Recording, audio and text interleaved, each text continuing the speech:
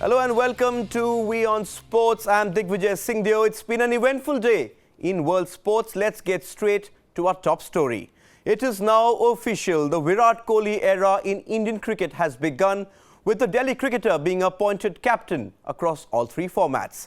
The selection panel, though, did throw up a few surprises, handing a recall to veteran Yuvraj Singh and also picking Suresh Raina and Ashish Nehra for the T20 series along with Yuvraj.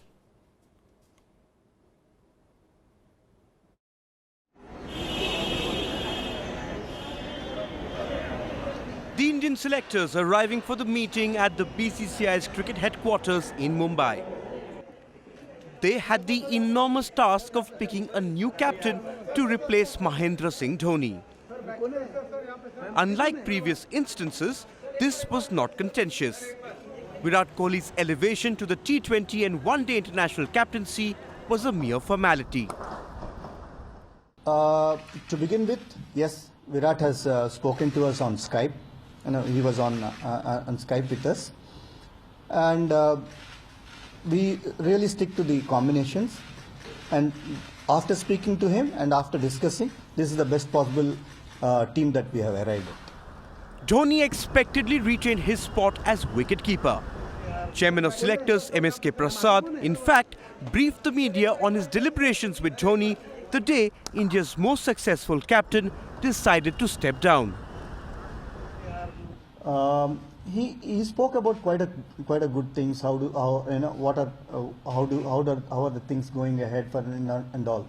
But on the last day, he informed BCCI and also me, since I am there, that he's quitting captaincy and it's time to move on.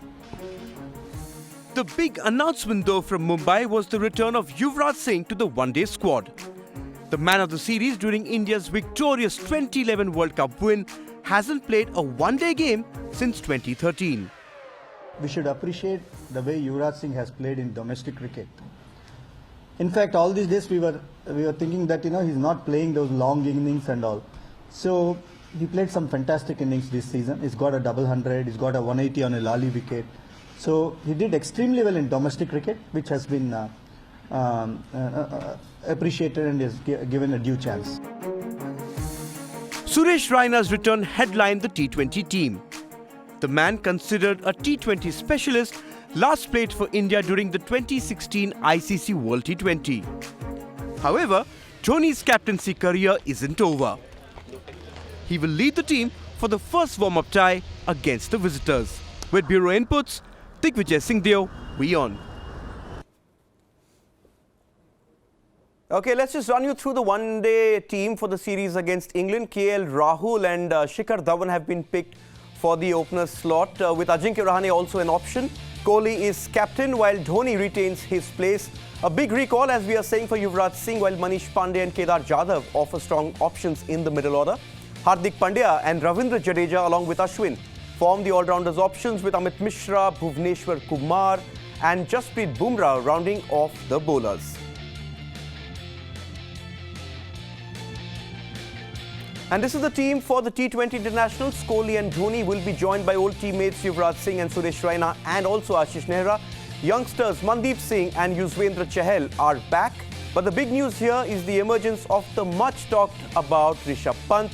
Pandya, Jadeja, Ashwin and Bumrah are exciting options with the ball.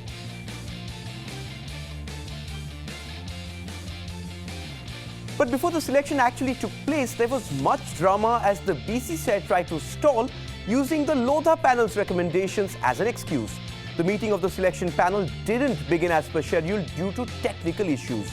First of all, the eligibility of the panel itself was in doubt. If you remember, the Lodha panel had asked for a 3-member selection committee, while the BCCI had gone ahead and picked a 5-member panel in its AGM. There was also talk of who would convene the meeting, as only the secretary could do so, and in his absence, the joint secretary.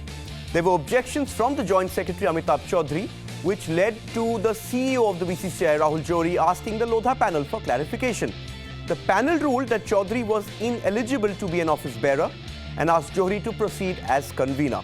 It also did away with the provision that needed a BCCI president's assent to the selected team.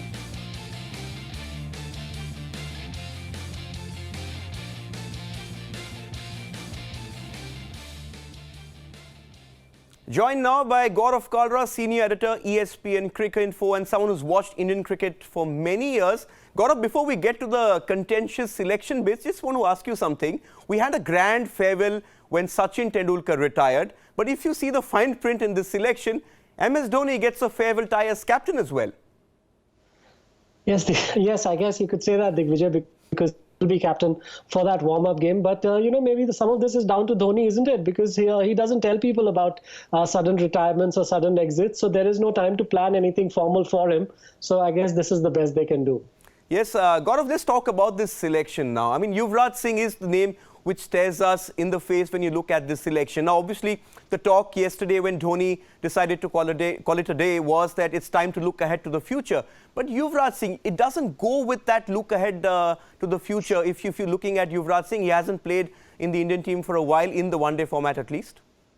Yes, he hasn't played since 2013. Must admit, Digvijay, it is a bit of a surprise selection. Also because usually you give the one of the reasons you would give for a selection of this kind is you are banking on his experience. But there is a lot of experience to count on for the Indian team. Kohli himself is an experienced one-day cricketer. MS Dhoni is in that middle order, as is Ajinkya Rahane. Dhawan is experienced.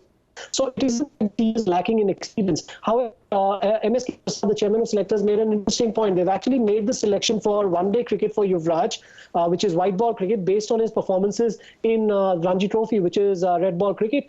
Prasad actually making the point that since Yuvraj has been batting well, he's shown good fitness, he's got a lot of runs, he is one of the highest run getters in the season. He's made a big double hundred this season, and he's looked sharp throughout the season. That's why they are going back to him. We've said this many times. Is this the last comeback for Yuvraj? But you never say never with him. Perhaps, Gaurav, if I could be a fortune teller, I could say perhaps this is a farewell series. But MSK Prasad, Gaurav also said that Virat Kohli gave his inputs on Skype. I'm a bit confused hearing that statement. This doesn't give you that feel of a Kohli team.